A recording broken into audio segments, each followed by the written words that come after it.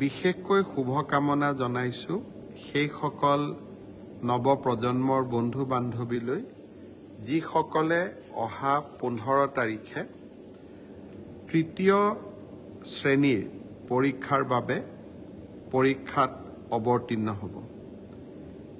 এই পৰীক্ষাৰ জৰিয়তে আমি প্ৰায় 7,500তকৈও অধিক পদবী অসম চৰকাৰত থকা তৃতীয় শ্ৰেণীৰ চাকৰিৰ পদ পূৰণৰ বাবে আমি চেষ্টা চলাম।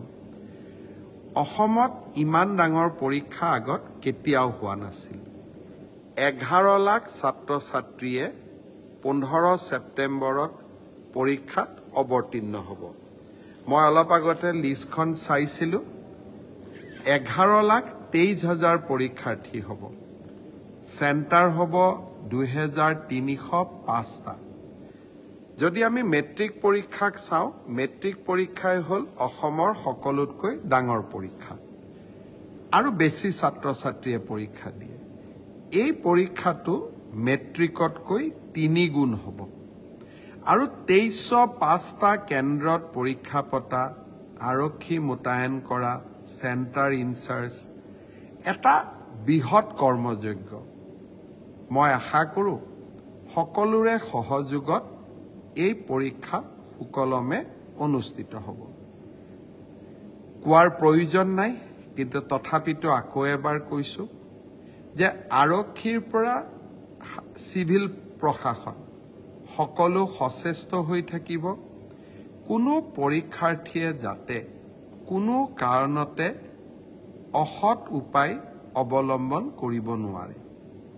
মই আকৌ কৈছোঁ, মেৰিটত মই চাকৰি পাইছোঁ ক'ব খুব সহজ, কিন্তু মেধাৰ ভিত্তিত পৰীক্ষা পতা কিমান কঠিন কাম তাক আমি আজি পদে পদে উপলব্ধি কৰোঁ।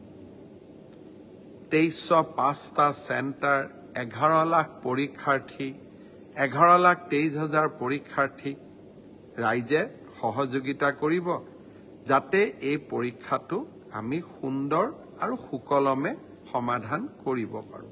গ্ৰহণ কৰে। আকৌ এবাৰ অহা 15 তাৰিখৰ পৰীক্ষাৰ বাবে সাজু হোৱা সকলোকে মই আকৌ এবাৰ শুভকামনা জনালোঁ। লগতে অনুৰোধো কৰিম, আমাৰ নাম যাতে কেতিয়াও দুৰ্নামত পৰিণত নহয় আৰু আইনে যিয়ে ব্যৱস্থা নলওক কিয় আমি যাতে আমাৰ অসমখনক কেতিয়াও পৰীক্ষাত নকল কৰা, আন ব্যৱস্থা হাতত লোৱা এনেকুৱা ধৰণৰ বদনামৰ পৰা আমি যাতে আমাৰ ৰাজ্যখনক সম্পূৰ্ণভাৱে মুক্ত কৰি ৰাখিব পাৰোঁ।